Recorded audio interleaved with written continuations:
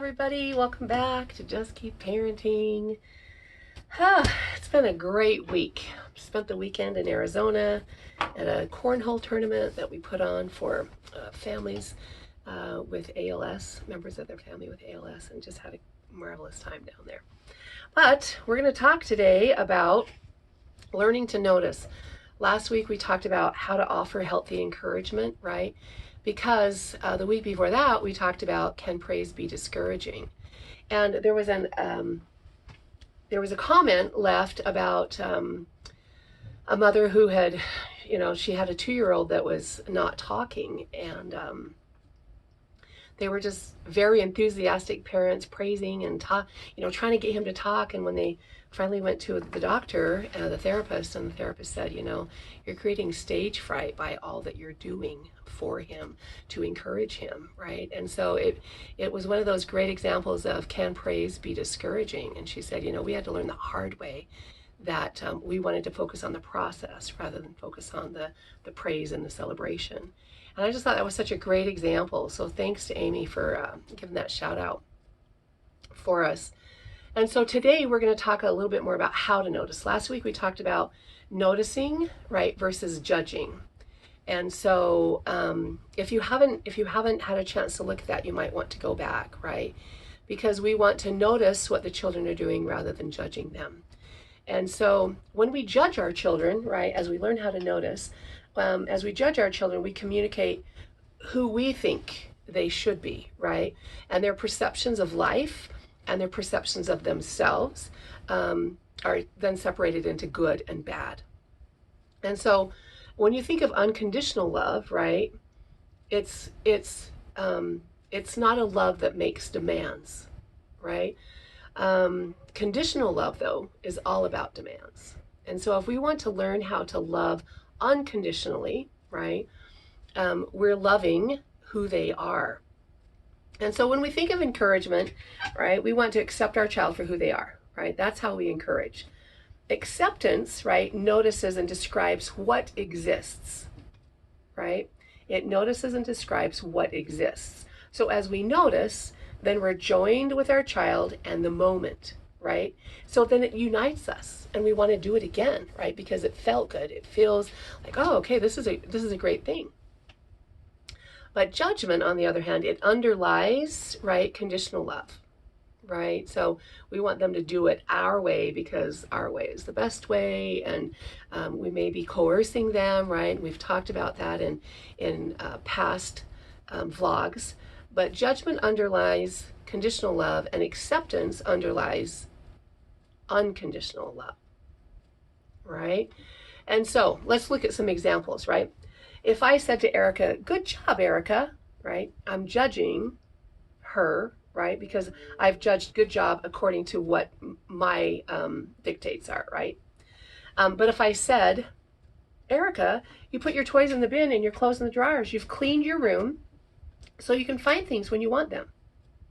All I've done is notice what she's done, right? Then she gets the autonomy, she gets the ability to then make the judgment, right?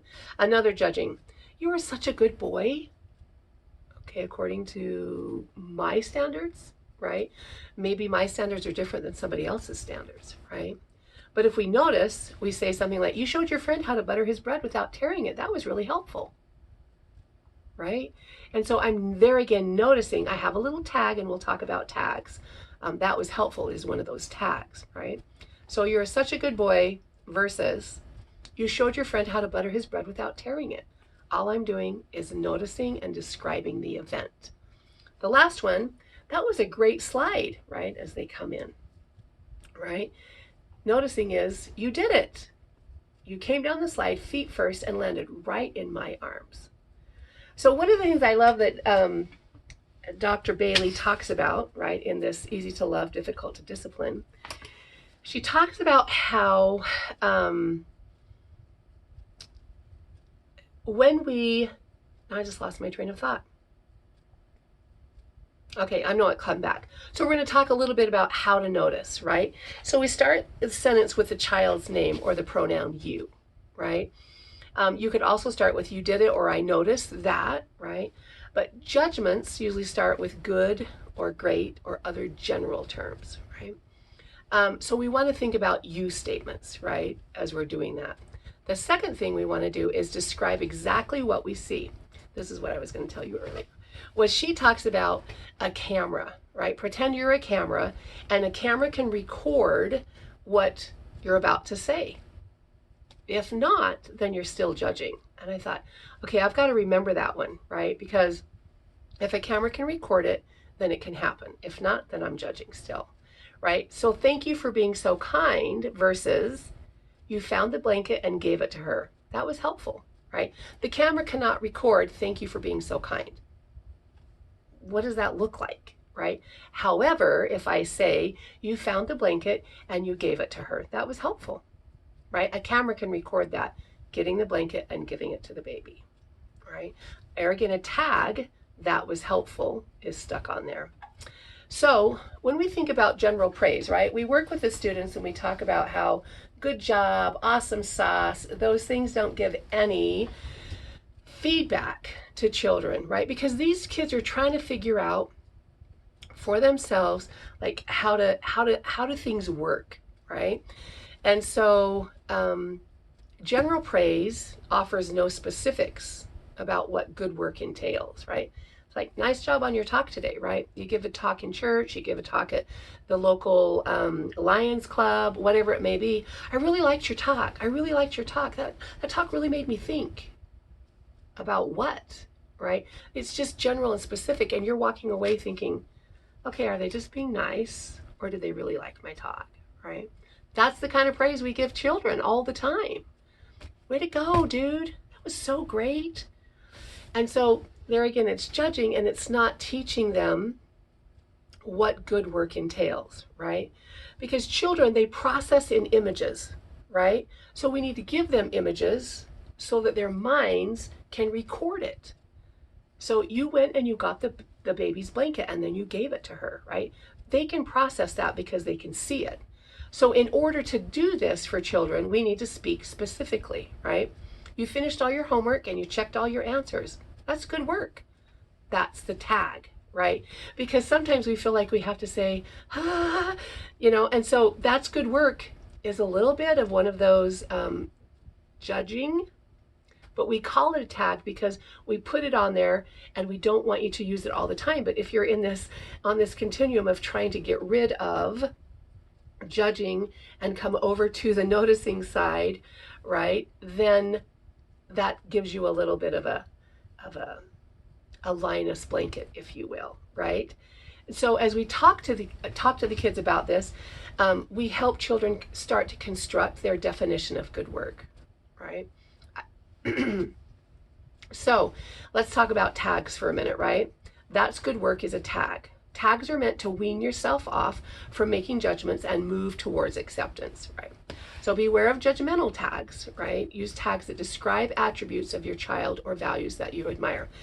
Dr. Bailey gives a really great example of tags that judge, and she encourages us to use these sparingly. Good for you. Good job, honey. Doesn't that feel great? And then she talks about the next type of tags, right? Tags that describe attributes. And she said to use them regularly. That took determination, right? So you're focusing on the process and not the product. That was gutsy, right? You sure are organized, right? So there again, you're describing what's happening. And then the tags that she encourages to use lavishly are tags that describe values. That was helpful. That was thoughtful. That was kind. That was caring. That was loving. So we're describing what's happening and then tacking on a tag if needed, right? Because sometimes it's like my teachers when they are trying to be assertive with children. They'll say, okay, no, they won't say that. They will say, we're finished with the activity, so everybody needs to stand up and tuck in their chair. Okay? Right? So they tag that okay on, and that gives the child a chance to say, I'm not going to do it, right? Because they have a hard time just saying, okay, everybody stand up, tuck your chairs and come to the carpet with me. That's all the kids need. They don't need the okay. They don't need can you, right? They need to know what the expectation is. So as we look forward to the next week, right, and we're going to talk about a little bit more of how we shine our light when we notice things, right?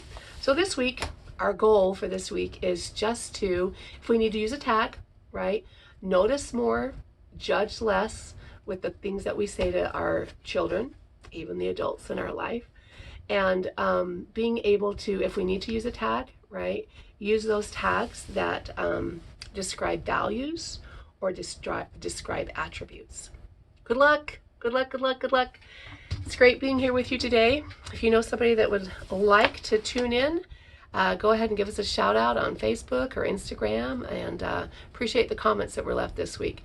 It helps us to recognize that we are doing some things really great, and there are some things that we could do a little bit better. And that's why we've made this vlog, my friends, is there again, not to judge anybody, but just to say, wait a minute, I know that there's a reason I need to do this differently, right? And that's all this is about, is just to give us a quick little parenting tip each week.